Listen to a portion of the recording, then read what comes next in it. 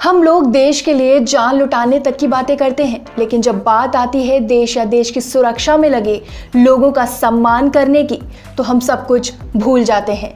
आज हम आपको एक ऐसी ही घटना के बारे में बताने जा रहे हैं जिसके बाद हम गहरी सोच में पड़ जाएंगे कि हम देश को आखिर क्या दे पाए हैं। ये घटना 2 दिन पहले 24 जून की है।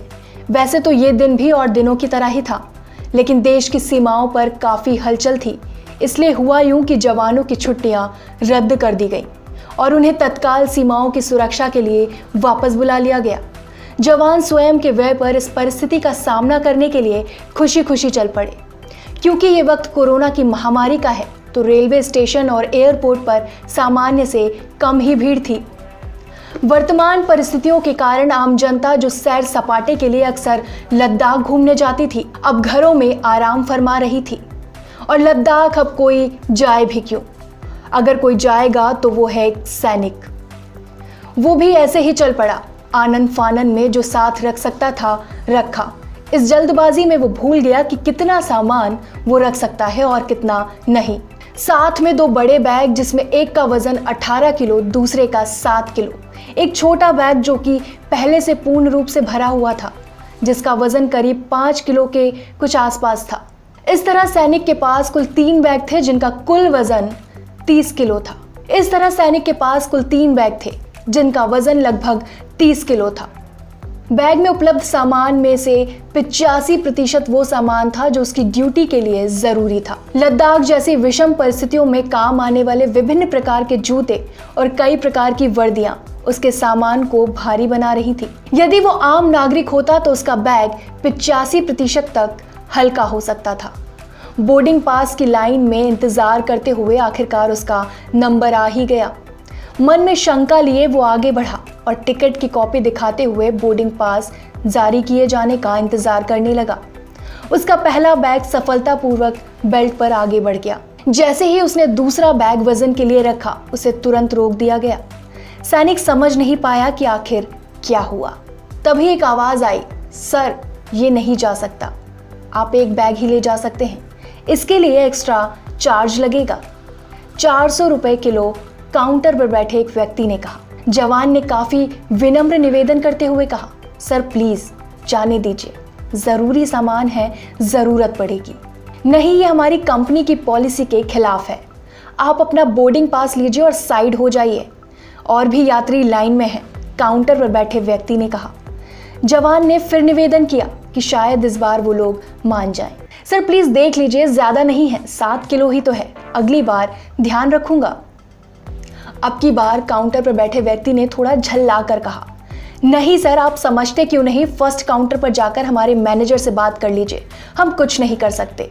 निराश जवान काउंटर से हटते हुए काउंटर नंबर 1 पर गया। वहां भी यही जवाब मिला।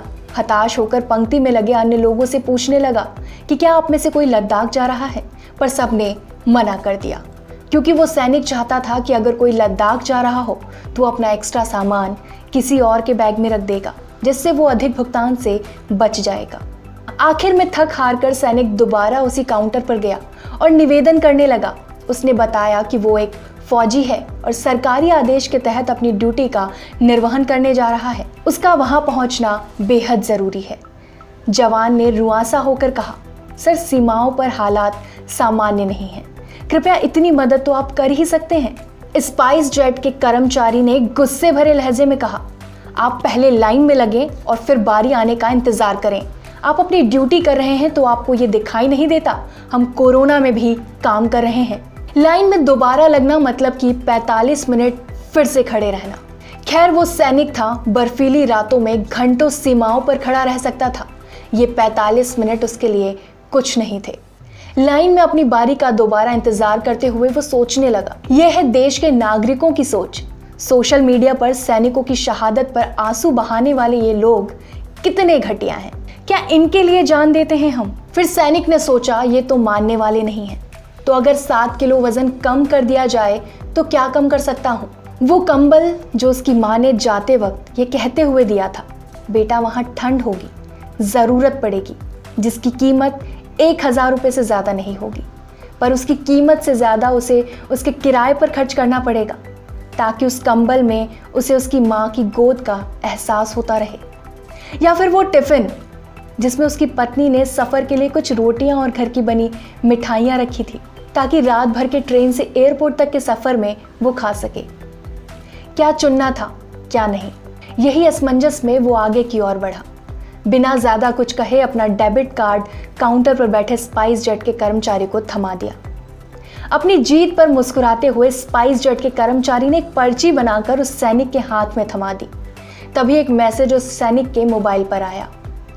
₹2800 spent on your SBI card ending with 5437 at SpiceJet Limited on 24 June 2020।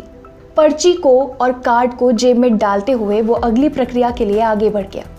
इस घटना को सुनकर बहुत से लोग सोच रहे होंगे कि पेमेंट में दिक्कत क्या थी, पहले कर देता तो ये सब देखना ना पड़ता। तो ज़रा गौर कीजिए कि 7 किलो अतिरिक्त वजन को साथ ले जाने में क्या दिक्कत थी, जबकि 85% सामान सरकारी सेवा के लिए था। और अगर आप सोचते हैं कि 7 किलो अतिरिक्त वजन से हवाई जहाज नहीं उड़ सकता था, तो 400 रुपये प्रति किलो के भुगतान के बाद कैसे उड़ पाएगा? ये वो फ्लाइट कंपनियां हैं जो शहादत के बाद लौट रहे किसी सैनिक के शव से भी अतिरिक्त भार व्यय के नाम पर 400 रुपये प्रति किलो वसूलने में गर्व महसूस करेंगी। ये तो महज एक घटना है। देश के सैनिकों को हर मोड़ ऐसे लोगों और ऐसे विभागों का सामना करना पड़ता है। सैनिकों की शहादत पर सोशल मीडिया पर बड़ी बड़ी बातें करने वाले लोग भी यही होते हैं, लेकिन जब आम जिंदगी में सैनिकों की कुछ मदद करने का समय आता है तो सब कुछ भूल जाते हैं। तब लोगों को सिर्फ व्यापार और पैसा ही नजर आता है। आप इस सच्ची दर्दनाक घटना पर क्या सोच रखते हैं? इस परिस्थिति में आप क्या करेंगे? कृपया अपनी राय रखें और शेयर करें।